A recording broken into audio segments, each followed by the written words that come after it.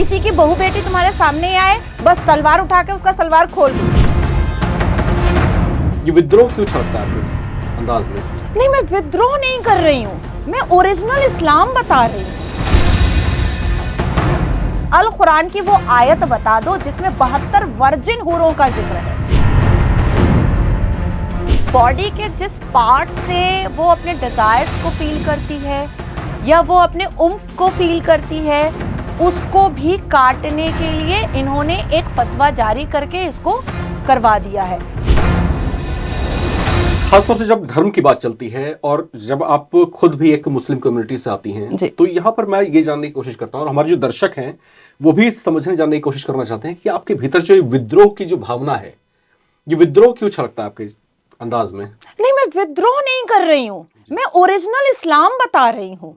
मैं बार बार लोगों को समझा रही हूँ और ये मुल्ला मौलवी कारी मुफ्ती जितने हाफिज कुरान आलिम दीन है वो समझ रहे हैं कि ये ओरिजिनल अल कुरान को बता रही है। अब मैंने मध्य प्रदेश में अपनी स्पीच में बताया कि हमारे अल कुरान में 26 आयतें ऐसी हैं जिसकी वजह से पूरी दुनिया के अलग अलग समुदाय और धर्म के लोगों को सुकून से ये मुसलमान नहीं रहने दे रहे।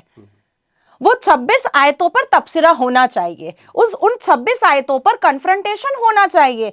हम अपने बच्चों को अगर स्टार्टिंग से ये सिखाएं कि कोई तुम्हारे सामने आए उसका गला काट दो, किसी की बहू बेटी तुम्हारे सामने आए बस तलवार उठा के उसका सलवार खोल दो, कोई अगर अल्लाह को ना इज्जत दे करके अपने भगवान को इज्जत दे दे तो बस उसको तुम खत्म कर दो, ये हम तरबियत अपने बच्चों को तो नहीं दे सकते। तो मुझे ऐसा लगता है कि जब अल्लाह इतना बड़ा है तो वो ये तरबियत मुसलमानों को कैसे दे सकता है।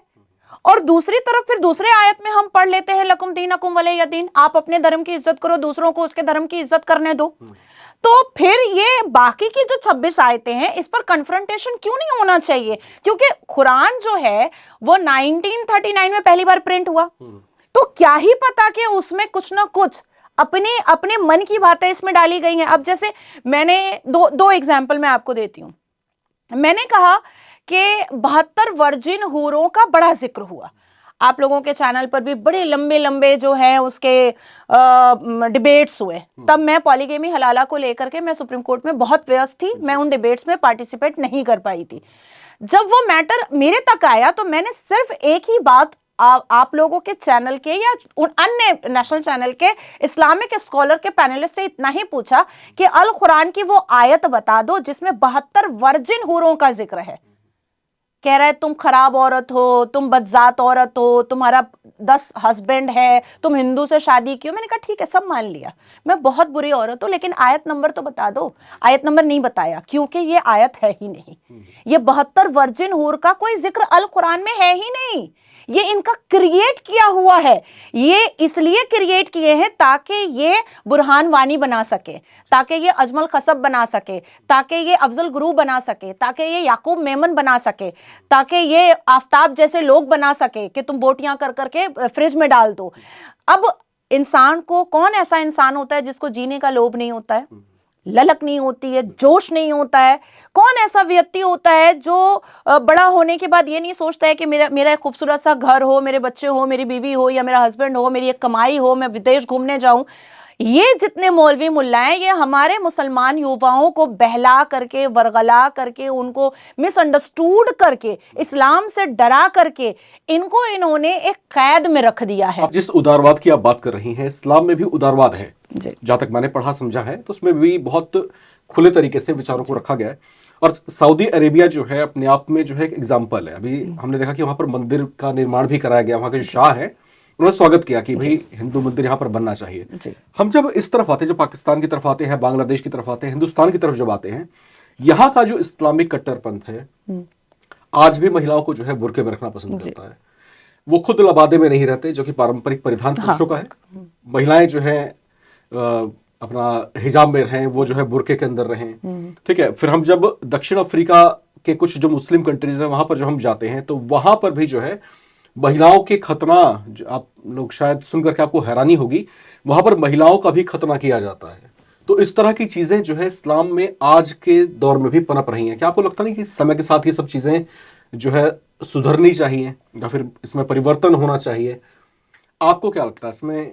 नहीं, इस्लाम में रिफॉर्मेशन ना अल्लाह तबारक ताला ने मना किया है और ना ही प्रॉफिट मोहम्मद ने मना किया है और ना ही क्या ये बातें हैं कुरान के अंदर? अब मैं आपको बता दे रही हूँ, और ना ही अल्लाह के करीबी 25 प्रॉफिट जो सबसे करीबी प्रॉफिट थे उन्होंने कहा है कि रिफॉर्मेशन नहीं हो सकता। हालांकि हमारी 5 अल्हामी किताबें हैं जो रिफॉर्म होकर आती गई। अब आपने कहा सरकमसेशन लड़कियों का, हाँ जी, देखिए हमारे इस्लाम में औरत का सेक्सुअली सेटिस्फाइड होना इज नॉट नेसेसरी, या औरत को बहुत ही वैल्यूबल या इंपॉर्टेंस फील करवाना, दिस इज नॉट नेसेसरी।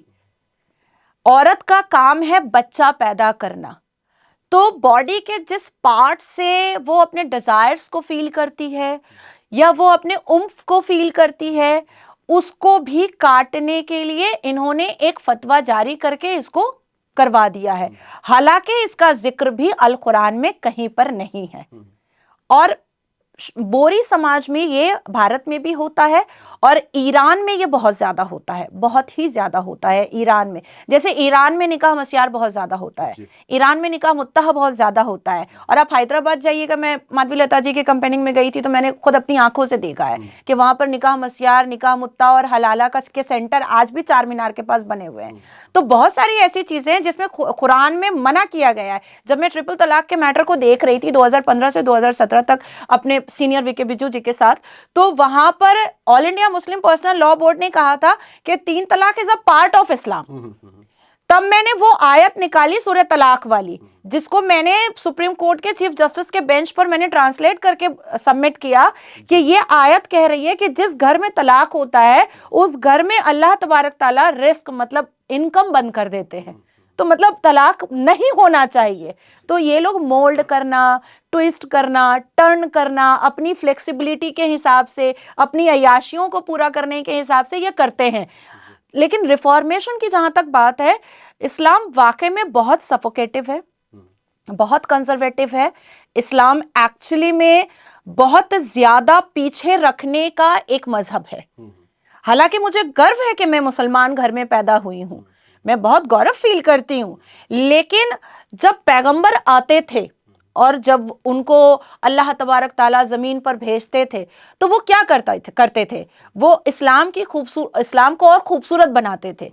तो मैं भी एक प्रीचर हूं और मैं भी इस्लाम को खूबसूरत बनाने की कोशिश कर रही हूं।